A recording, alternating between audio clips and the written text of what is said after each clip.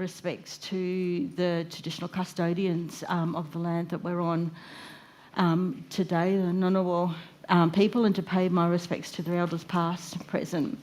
I would also like to extend those respects and acknowledgement to the many, many, many First Nations peoples whose knowledges and cultures, languages and stories are represented, are held in custodianship in the organisations that we all represent. It's such a important, and I think it's a responsibility that we all feel the importance of. So my respects to all of those people. My name's Rebecca Bateman. I'm the Director of Indigenous Engagement here at the National Library of Australia. I'm not going to take up too much time because I want to hand over to this deadly panel of people that we've got here. Just briefly, I'm a Wailwan Gamilaroi person, so my mob are from northwest New South Wales, out along the Macquarie Rivers, Castlereagh Rivers mob areas, beg your pardon. I also have connections up through southwest Queensland, up through the Charleville region, through my Bidjara great-grandfather. I've been at the National Library since 2018. Prior to that, I worked with Phyllis over at the National Archives for a number of years, and prior to that, I was actually at the Australian Institute of Aboriginal and Torres Strait Islander Studies for 12 years. So spent a long time in the GLAM sector, I guess, really working to connect mobs with the knowledges and the materials that are in our collections that often our people don't know are there and our communities don't know are there. So, I think that's what we all have in common, is working so hard to change that, to make those connections between the collections that we care for and the people that they rightfully belong to. And on that note, let's introduce the rest of the panel. We're really fortunate to be joined here today by an amazing group of people. To my left, Adam Ford is the Associate Curator of First Nations Art at the National Gallery of Australia. Adam is a Noongar Manangareng person, and he's here. I was fortunate enough a month or so ago to go to one of the lunchtime talks that you did, Adam, about what ISIP's looking like over there at the National Gallery. So I know that there's definitely some synchronicities and things that we have in common, and this will be a really great conversation, I think, teasing all that out. Dr. Gilda Andrews is a URI cultural practitioner and was recently appointed as the inaugural Deputy Director First Nations at the National Museum of Australia. Gilda has more than 25 years' experience as a leading scholar of museums, anthropology and ancestral futures. She's worked extensively in the GLAM sector in public-facing spaces, learning and exhibition roles, as well as exhibition, design and gallery development, including the National Museum's Great Southern Land Gallery and the Australian Pavilion for Expo 2025 in Osaka. Gilda is extending continuities from Australia's deep cultural roots to inform dynamic, culturally strong and inclusive communities and future societies. We're really lucky to be joined today by Lucy Hannon, who is Assistant Acting Director of the Standalone Legislation team at the Office of the Arts, the team who's working on the coming ISIP legislation that we're all keeping our eagle eye on.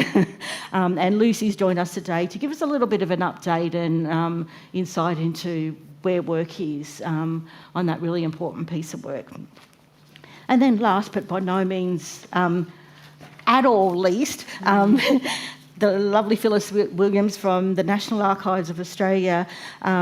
Phyllis is Gamilkwan from her father from the northwest of Arnhem Land, and Larrikei Gulamergan and Tiwi from her mother from Darwin and the Tiwi Islands.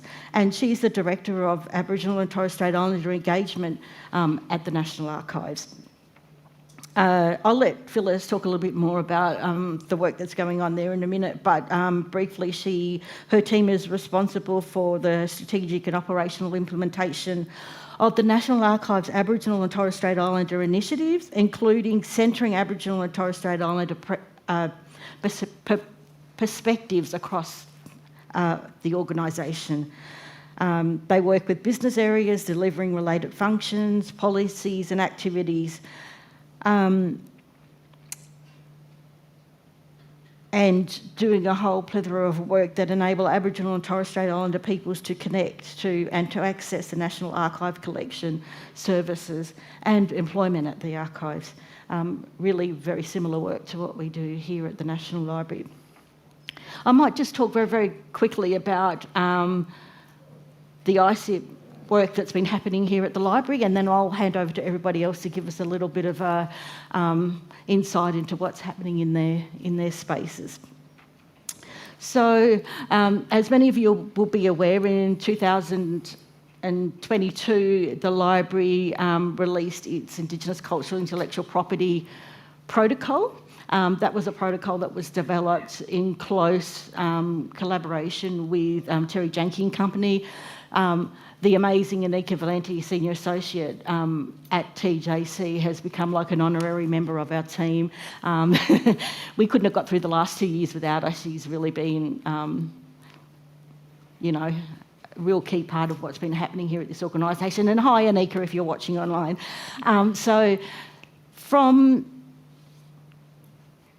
early 2023 through to mid-2024, myself and my team really concentrated on implementing the ISIP protocol within the organisation. So this meant bringing everybody, all of the staff members, all of our colleagues on board with what ISIP was firstly. What ISIP is, where you're likely to see it in the library's collections. And even for those colleagues who don't work with collections, they still play a really important role as enablers of this work. And so there were some really interesting conversations had around that. But what we did was we ran about 25 workshops internally, team by team, to really drill down to what does this look like in your work area? What processes and policies and workflows could be adapted, or could you include some ISIP considerations in? Lots and lots of work, but really, really worth it. And so we're now at a point where we're seeing teams just running with this, feeling very confident to use the ISIP protocol, do their assessments, come to us for advice when it's needed, or for guidance, or for a surety, but really, we're really starting to see some amazing changes to the way that things work across the library. And on that note, let's hear from, what I thought we'd do is, sorry, can you hear me? We'll hear from Adam and Gilda and Phyllis about the work that's happening in your organisations, and then maybe we'll go to you, Lucy, and hear about what's happening in the legislation space. We'll reverse the order of alphabet. Okay. I know you said, as an R, you were often left out at school, or? No, that's all right. Yeah, you first. Yeah. Ngao, I would like to also acknowledge our peoples from all over Australia, and also the Ngunnawal people from this country here, and to all the countrymen here, and also on this panel as well. Ngabi Galamaro, Ngabi Bunyi, Wirial, Ngabi Gamo, Jumbalawi, Tiwi. My name is Phyllis Williams. My father is Wirial. My mother is Jumbalawi. Ngabi Gamo, Larrakia, Gulamirigan, Tiwi. So my mother is Larrakia, Gulamirigan, and Tiwi. Thank you. National Archives of Australia appreciates the interdependency of the work that we do with, not only within our organisation, but with our peoples, and the work that we have to do to ensure that we're providing culturally safe spaces at every different level.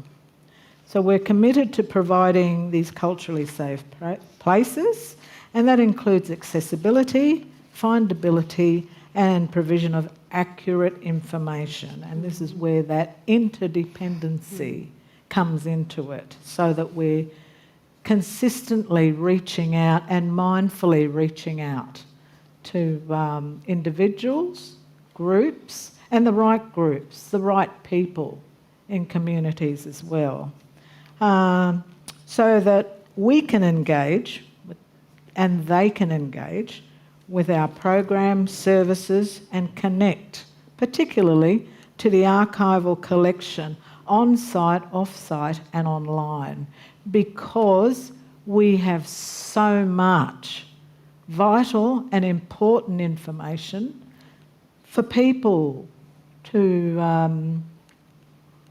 assist themselves with reconnecting to culture, community and heritage, and also for redress and repatriation as well.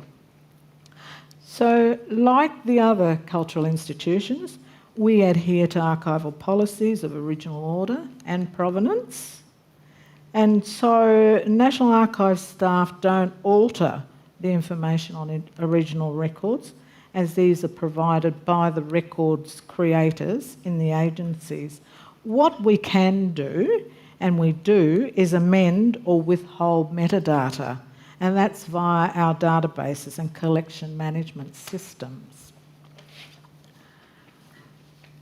So I'm just going to give you an idea of some areas of the work that we're doing. So we're currently reviewing the Australian Government Record Keeping Metadata Standard, and part of the review involves ensuring that the relevant metadata for transferring material about Indigenous culture, matters and peoples is embedded in record-keeping systems metadata requirements. So we're planning to incorporate Indigenous cultural and intellectual property metadata into this standard. And so this is in the area of access restrictions based on cultural requirements, and this hasn't been a requirement, a usual requirement in business systems until the last couple of years. And so our proposal will help agencies identify any Indigenous cultural access restrictions under property rights and sub-properties as well. And that's by adding the Indigenous cultural within the database. This also extends to cultural rights status, and this is associated with men's business, women's business, culturally secret or sacred content, etc. And the proposal is also to incorporate Indigenous languages as well, and this is specifically Aboriginal and Torres Strait Islander languages, AUSTLANG, into that database as well. Another area that the National Archives is progressing work in a big way is new fields, or the addition of new fields in our Describe Records Provenance system.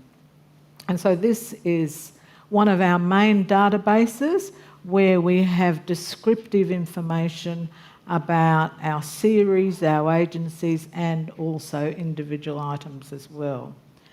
So in 2024, we implemented system changes to recognise and document ownership of Indigenous traditional knowledge, cultural expression, and intellectual property. The new descriptive metadata fields were incorporated to enable the documentation of ICIP, parallel provenance, cultural sensitivities, and information about Indigenous traditional knowledge and languages. And staff can now enter information about Indigenous languages as well. We have also recently written an internal report on reparative description and are currently drafting reparative description guidelines for staff as well. Now, we receive records which are transferred to the National Archives from Australian government agencies across Australia, and so our transfer sections have recently revised their item list forms, and these forms now include the ICIP metadata fields that document Indigenous cultural knowledge and restrictions at the time of transfer. And these new fields are also aligned with the ICIP property metadata fields in Described Records Provenance System. Another area of work is MediaFlex, audio-visual records, and the inclusion and also implementation of a rights model. So we've now implemented the rights management model, and this is the same module used by National Film and Sound Archive. And so the module has data fields that allow for copyright and intellectual property records to be created and attached to records.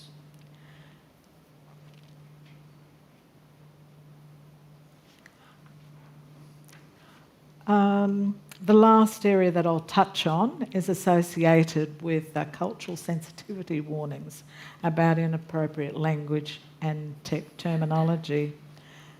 So we include cultural sensitivity warnings, which allow National Archives to allow people to potential trauma triggers when engaging with our national collection. And that is on our website and also through our record search database. And we have also include cultural sensitivity warnings in our exhibitions as well. An example of using the cultural sensitivity warnings is that we will be attending the IATSIS Summit 2025 in Darwin, and appreciating that the National Archives has a collection of over 40 million items, and we do have a lot of images as well, with unnamed peoples, with very, very small or limited descriptions. So we see this as an opportunity because there are going to be so many countrymen from all over Australia and locally as well. We'll have these photo books and seek out for people to assist us to add further details. Thank you very much, Phyllis. Lots of, I'm hearing lots of things that ring, true for what we're doing here as well. Yeah, really interesting to hear what the changes that are happening at the archives, and be really exciting to see what the future holds as well. So.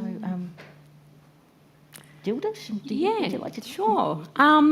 So, hello everyone. I am at the National Museum of Australia, and I'm really grateful hearing Phyllis speak first, because I think what really strikes me is the importance of the nature, I think, of our collections that we each have carriage for, and how the nature of our collections pretty much really give us an incredibly important frame around how we might understand ICIP, how we might think about languaging it internally to our respective institutions, and then how we apply it. And I imagine that there are similarities across our institutions with aspects of them, but there will also be differences as well. So I guess in relation to that then, it's probably useful for me to kind of preface my ICIP little blurb by saying, we have the National Historical Collection at the NMA. The National Museum of itself was established in 1980, and as a result, that means that a fair proportion of the National Museum's holdings and collections, like to think of them as legacy collections or inherited collections from other institutions and from lots of different angles too, and different pathways.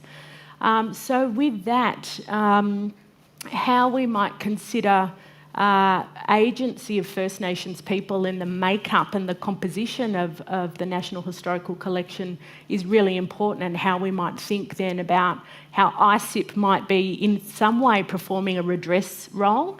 But in other ways, we have collections that were, acquired much more recently, where Indigenous agency is absolutely present, and that means that we can look to enact different parts of ICIP in different ways, or we have more information to work with, or relationships with the creator and their community, etc. So that's probably really important for me to talk about the breadth of our collections underpinning then our approach with ICIP. So at the museum, we have the way that we articulate ICIP is through a policy called the First Nations Cultural Rights and Engagement Policy.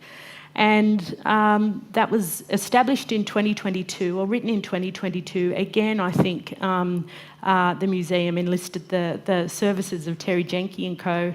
For that as well, which, I also, would like to make a point about how much the institution itself is involved in the composition and in the writing of these policies, so that we make sure that we can actually apply them, and that they're I guess that we have the opportunity of embedding it in practice. And that's not to say that outsourcing or enlisting the assistance of an outside legal firm doesn't allow that, but I think you have to make a provision for the capacity for an institution to be able to apply them. And also champion them too. And I think if you develop policies and procedures in-house, in a way, you're able to also grow a body of people within the organisation that can actually champion that protocol and that procedure, and also engender its application throughout the institution. But what I really like about our policy is that we really articulate the United Nations Declaration of the Rights of Indigenous People in there. It's named. And particularly Article 12 sets the kind of the why, or the rationale as to what ICIP is trying to achieve. So by having that at the top, then what sits underneath that for us are principles. So it's a principles-led approach, and there are 11 of them. So it's already, I'm kind of giving you the idea that it's quite a large document. And there's a lot of detail in it as well. But I will just read out what these 11 principles are to give you an idea of how we've bridged Article 12 down into practice. So we've got recognition and respect of First Nations cultural rights, involving First Nations peoples, consultation, free, prior and informed consent, interpretation, authenticity and integrity, acknowledging cultural and customary laws for secret and sacred privacy and representations of deceased people, acknowledgement, sharing benefits, recognising, maintaining and strengthening First Nations culture, recognition of ongoing rights, and a timely, transparent and respectful process for responding to feedback.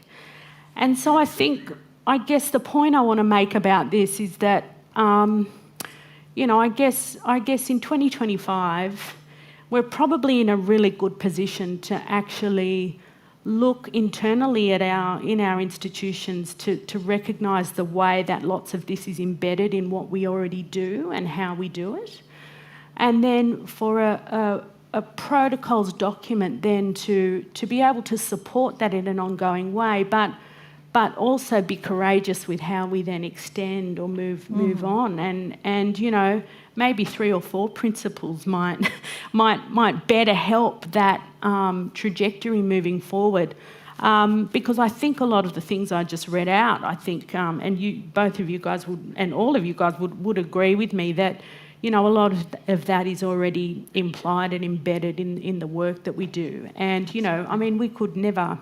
And we would never dream of mounting an exhibition, for example, without the not just engagement, consent, of course, but what next? It's also sharing of benefits, but also fair and equitable sharing of resources that go into the production of things like that. So I think we're probably in the right kind of time and place to be able to get down into the details here and scrutinise the way that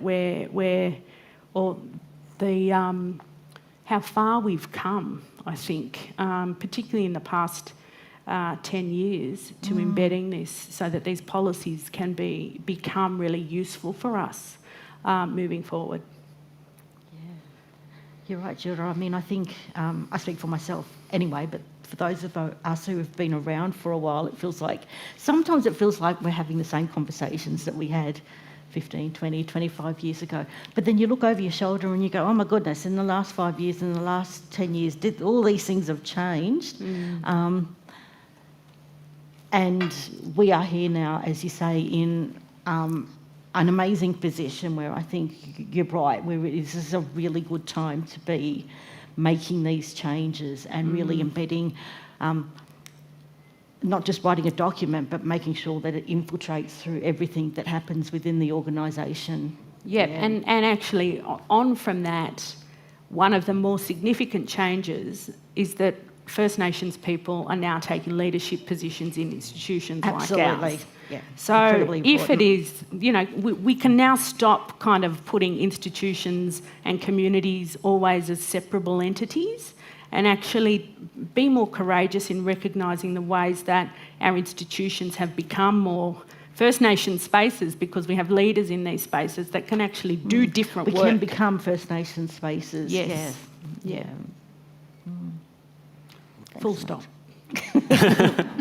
Kyra, I'm feeling a little bit underprepared of not bringing a sheet with me to run off memory. But It's because there are 11 of these. I had to write them down. Yeah, but I like what Gilda said about it's almost implied with what we do and what we kind of carry in our jobs. And I give thanks to Gilda and Phyllis and people like Brenda Croft in the audience who have done it long before I have and continue to join in that spaces and have kind of created those pathways for people like myself who are quite still young in this kind of career to keep going. But like you said with the implied, it's never at an arm's length as well with the kind of the governance that the organisation sets, and I see that filtering down into our role. It's just maybe as an aside to some of the really amazing points that both Gilda and Phyllis have touched on. For example, in our collection and acquisitions development strategies, and how not only do we incorporate ISIP, but how do we support the individual and collective rights of Aboriginal peoples. And at the centre of the NGA's policy is self-determination, First Peoples First. And kind of like what Phyllis said as well, that filters through collection management, how do we name artists, and where the NGA sits obviously at the kind of forefront of contemporaneous art collection, but also historical material as well.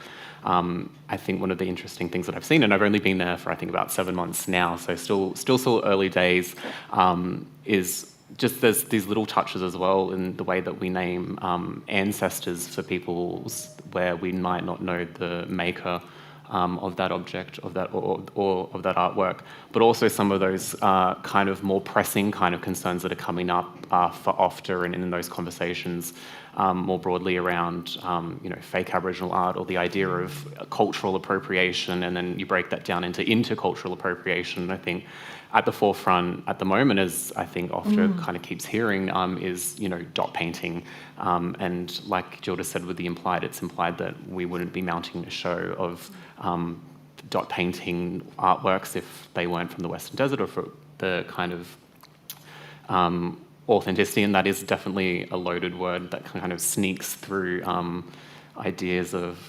tradition and so forth, but being responsive to kind of community needs, and as you said as well, I think institutions are now seeing that we are front-facing to our communities as well, and there's a set of expectations that come with holding materials, but also using those materials to tell stories. The kind of, when I think of curatorship and what a curator is, it's at the Latin root, it's cura, to care.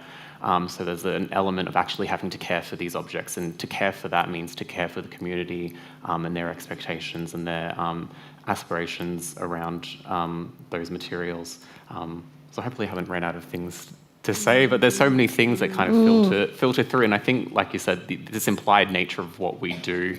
For me, maybe I was kind of leaning on that implied nature of being a little underprepared, maybe, for this conversation, or in these kind of points, but yeah.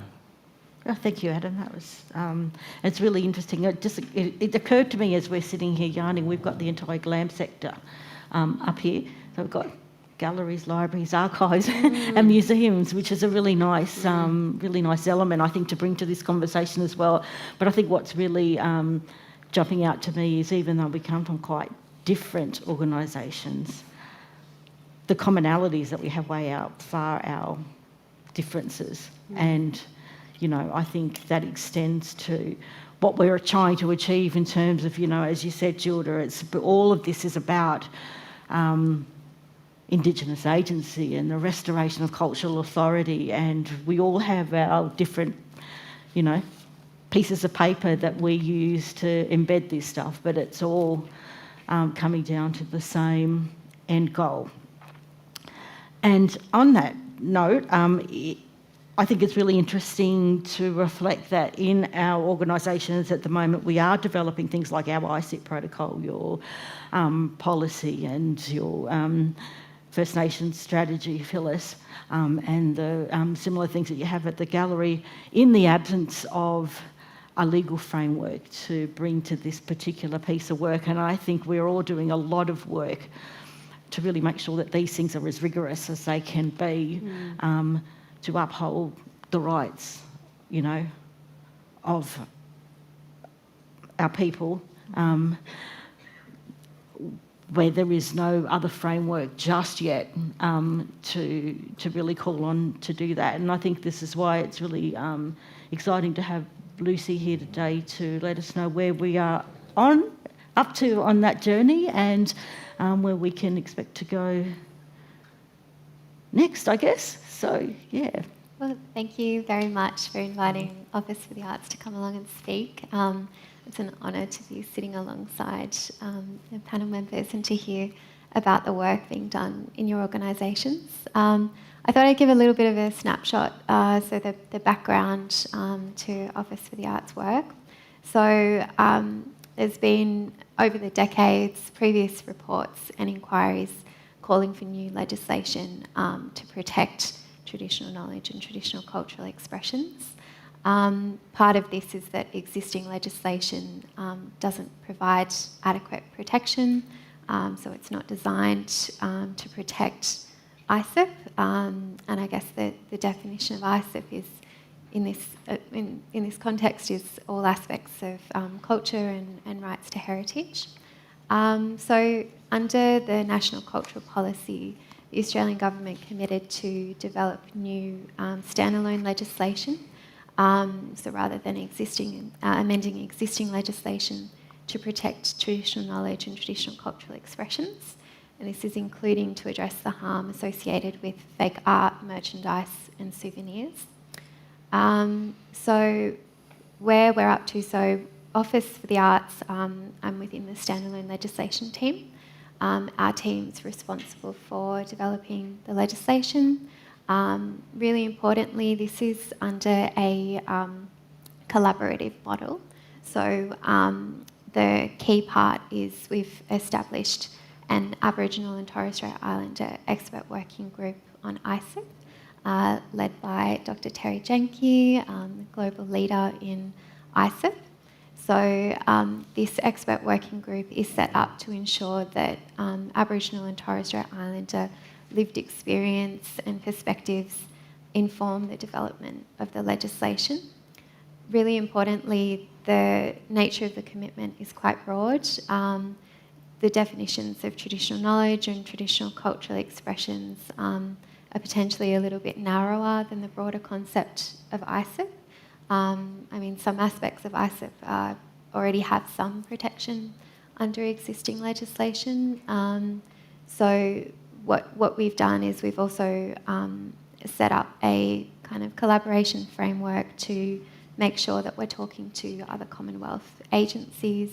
So these include the Attorney General's Department, which is responsible for copyright, IP Australia, which is responsible for registered IP rights, and the National Indigenous Australians Agency.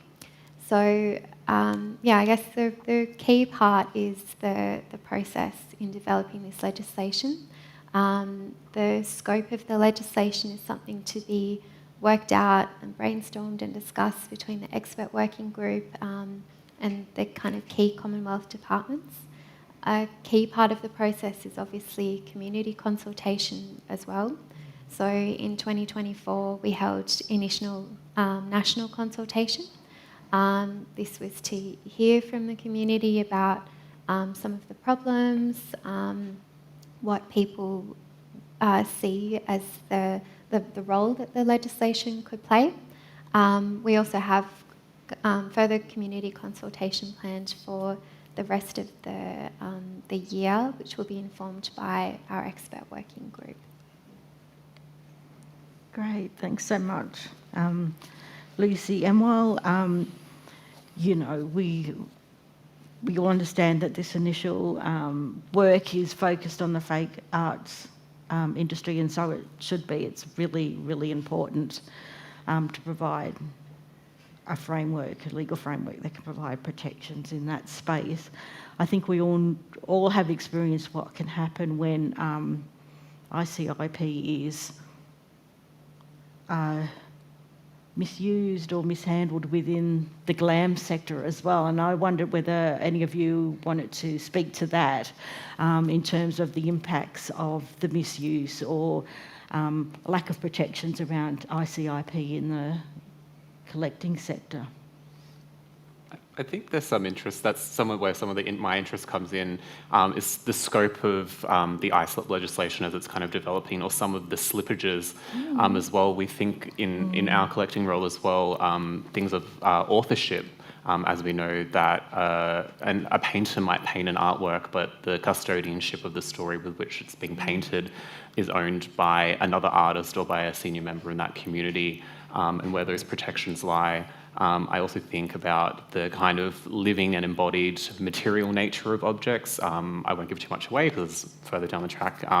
But for example, the use of ceremonial dancing sticks, the way that they can be reactivated and reperformed and rehomed, and that kind of suggestion that there's a material and ongoing life to ISIP as well. And I think we have to be responsive to that as culture is not as a fixed thing, but as a constantly evolving and kind of living essence. And I think what the fake art touches upon so well, not only in that kind of the material degradation of what it implies as well, but it's also this suggestion more broadly that indigeneity is a veneer. It's this aesthetic surface that can be utilised and reperformed out of its context as well. And that's where I see my role, and where we as curators obviously see our role is kind of repeopling, restoring, replacing, respiriting those objects in that artwork. So it doesn't sit as this kind of aesthetic veneer, as this kind of surface level thing to be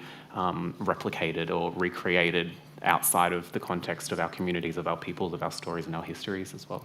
Yeah, I really love that idea of restoring and re-spiriting the things that sit within the four walls of these really austere and, colonial buildings. I think that's really, really powerful. Yeah. Something that I guess we've started to really engage with is that the concept of Indigenous knowledges are collectively held, and the tension with how they're individually expressed. And this is something that I think ISIP legislation is going to have to really, really think through, as well as how we understand and enact cultural rights and moral rights and intellectual property rights around cultural expressions. Where is that interface where we can talk about the ways that cultural knowledge is collectively held, especially when our communities aren't supported necessarily to wrap around the governance structures and the social structures and the cultural structures to enable them to uphold their own aspiration and authority around those cultural knowledges. So I think it's really important for us as representatives of national cultural institutions to talk about how legislation might operate for us.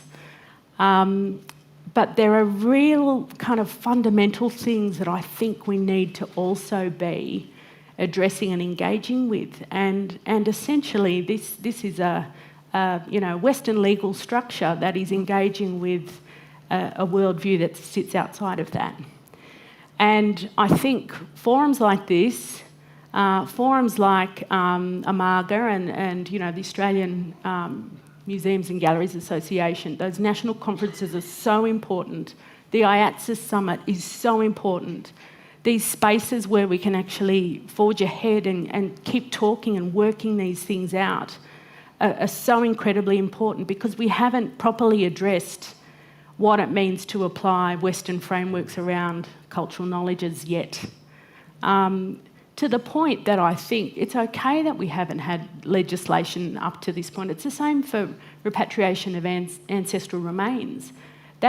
We don't have legislation for that. And yet that practice has evolved in a really interesting way through the advocacy of our elders, who have really fought for the right way and the cultural way to be able to do that.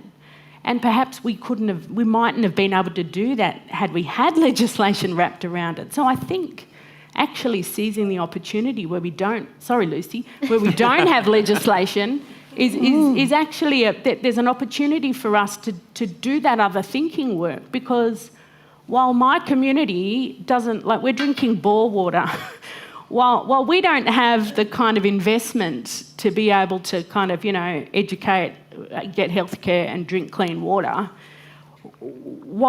and we don't have investment to be able to support cultural authority and governance around our cultural knowledges, then a big gap emerges where potentially legislation isn't able to address, it might be addressing the public institution outward-facing bit, but all this other bit where cultural knowledges are actually expressions of culture don't apply. Yeah. So my recommendation is for us to be really testing this open field and open ground before we get legislation, so that we can actually use the legislation not just to address this problem, but to provide scaffolding for all these other bits. I'm looking around the room here, and I know there are a few of our colleagues here who have been to one or other of our workshops that we ran internally, and I know that one of the things that you would have all heard at those workshops was Anika in particular saying, there isn't legislation now, but you know what? We're not waiting. And I think that's what it's about. And I think there is a lot to be said for getting in and doing the groundwork and setting the principles and changing the thinking and framing of the way we do things, so that when legislation does come, it's servicing us. It's servicing us, and it's not something that is then, oh my goodness, there's this thing that we now have to retrofit. We're all ready and waiting, and it'll service us, and just fill in a gap, not be the whole solution, because we've already created those And if I can say pathways. something about how ISIP hasn't worked, and I'm not going to talk for the National Museum, but for the museum sector, is that, free, prior and informed consent, which we all would understand is absolutely important, incredibly important, it often doesn't map to the nature of our collections having poor data, no provenance, etc. And I've seen free, prior and informed consent as a principle used to prevent access to collections. So it's working against us in that way. And I think as a community, we can do workarounds that don't diminish the intent behind what free, prior and informed consent is there to do, but to actually think through a procedure that doesn't limit access. Yes. So that we can, actually attend to that other principle of access which is where, you know, we all need to be thinking and talking about. Well, Archives doesn't have an ICIP policy as such. We have appreciated that there is this big issue, and so we have taken the initiative to develop our processes, our procedures, and to look at what our systems and to work within those. And picking up on what you've said, Gilda, about Indigenous knowledges, this is a key area associated with provenance and ensuring that we make sure to include the voices of our peoples with the multiple provenances. So it's not just the official provenance when collections come into our institution, it's the stories, the knowledge that has come with whatever information or objects before. Really, really important. And there's really fantastic points about what role the legislation can play. So the first thing is the reason why we've set up this framework, we've got the expert working group on board, is because there are some areas where it's not appropriate for legislation to interfere. So it's really important that we get that right, that we produce legislation that's fit for purpose. The other thing I'd say is the legislation will have to work alongside existing legislation and be conscious of existing protocols. So I think a good way to think about it is that it would be complementary rather than something that sweeps away existing practice. So it's really they're big, complex questions for our expert working group to kind of figure out exactly how can the legislation fit in this broader puzzle. And something interesting is that the Productivity Commission report recommended a whole suite of measures. So this was particularly about inauthentic arts and crafts, but acknowledging the complexity of the problems, you need multiple different measures. You need funding, education, legislation, voluntary industry codes, all of those sorts of things. So it's yeah.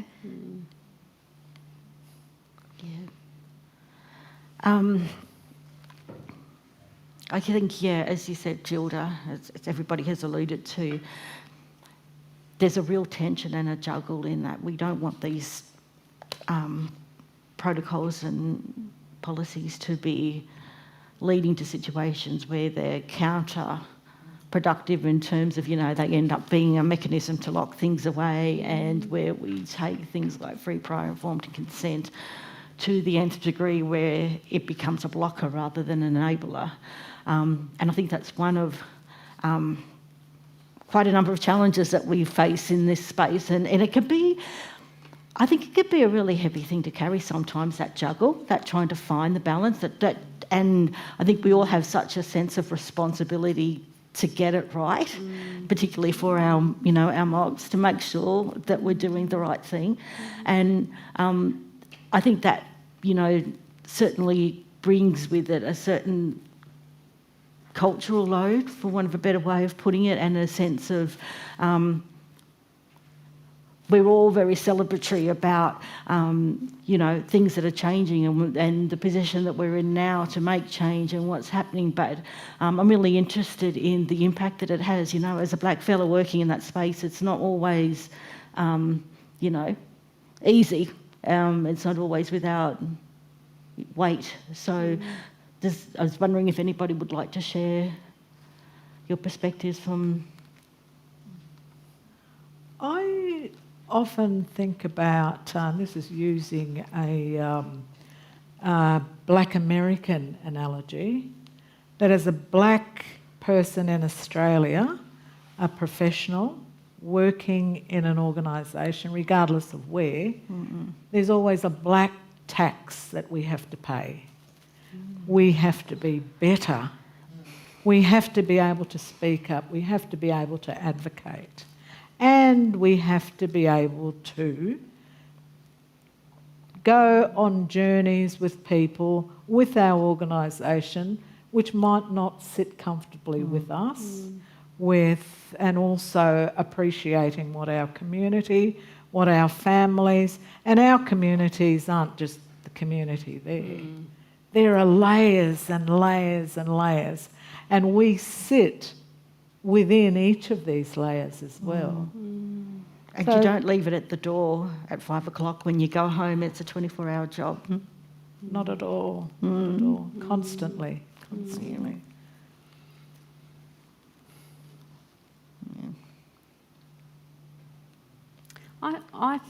I've kind of struggled a little bit with, you know, this term of cultural load, and also I think, you know, some people refer to it as a colonial load as well, which I think is interesting. And you know, I guess I also try and recognise in my non-Indigenous colleagues the way that they're also, I mean, it's different, but the way that they're invited into this space as well, and how they're supported to be able to navigate it, knowing that they can see their colleagues also having to deal with a whole other different tax with it. So I like the idea about how we might think of it in a broader way, as well as, you know, and really useful. That's a useful frame, that kind of black tax. But you just have to keep paying it. That's the problem. But you know, I guess over my time in the sector, I've shifted the way I've thought about the cultural load, and because I'm thinking, if you're going to think about it in a tax way, who am I paying this tax to? And I think in my career, I've made a decision, maybe in the last 5 years, to change who I pay the tax to. So I'm not paying the tax to the glam world or my boss or the minister. I'm paying my tax to my family and my community. And for me, that's been just it's helped me. It's helped me think about where that extra effort, how I direct the benefit of that extra effort, and I'm much more comfortable by, you know, thinking that I've directed it in a place that is of my choice. You know, so that's probably, you know, I've probably shifted, I think, in the past few years around who I pay my taxes to.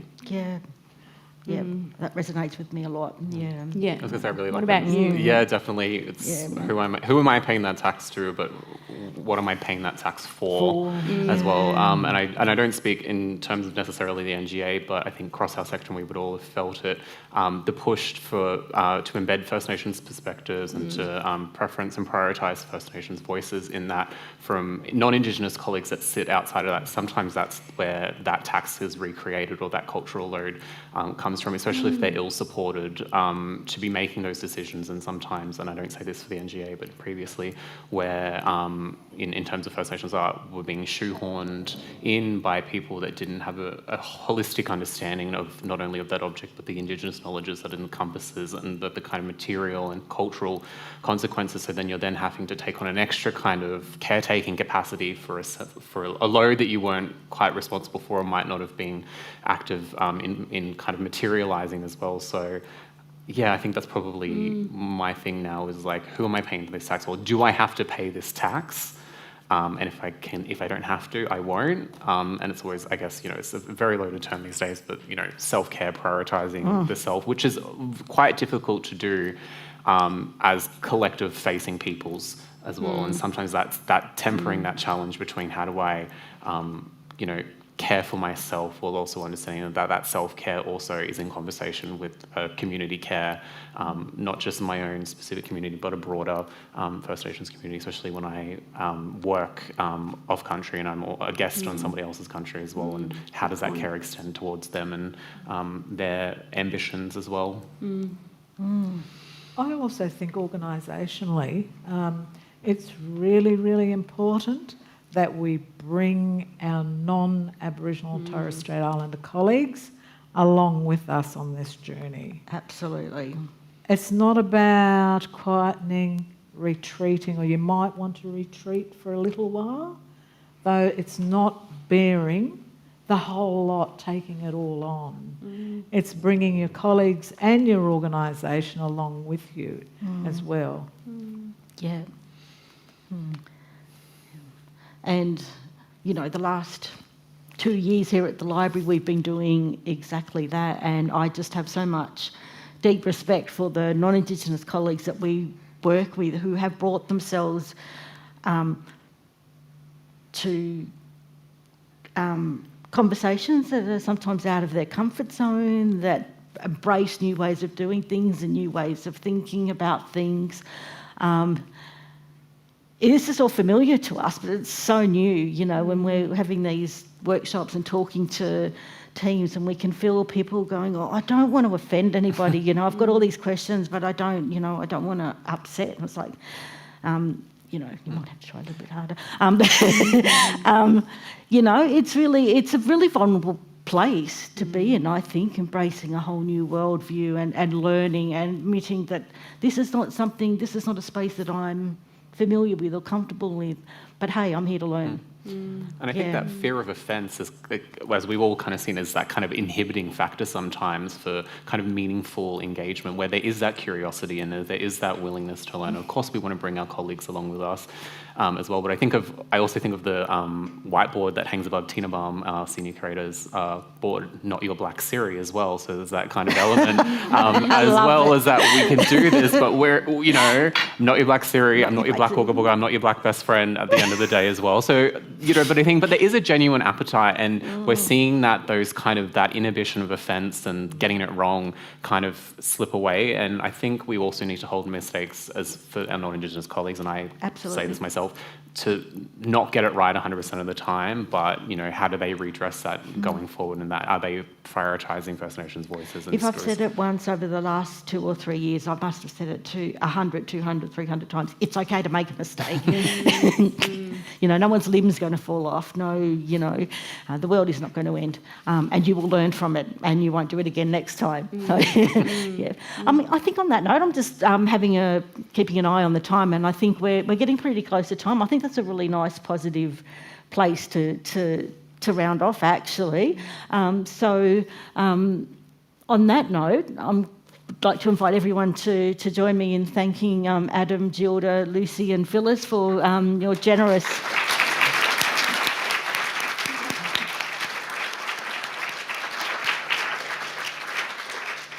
Unfortunately, we don't have time at the moment for questions, but what we do have is some refreshments upstairs in the conference room on level 4.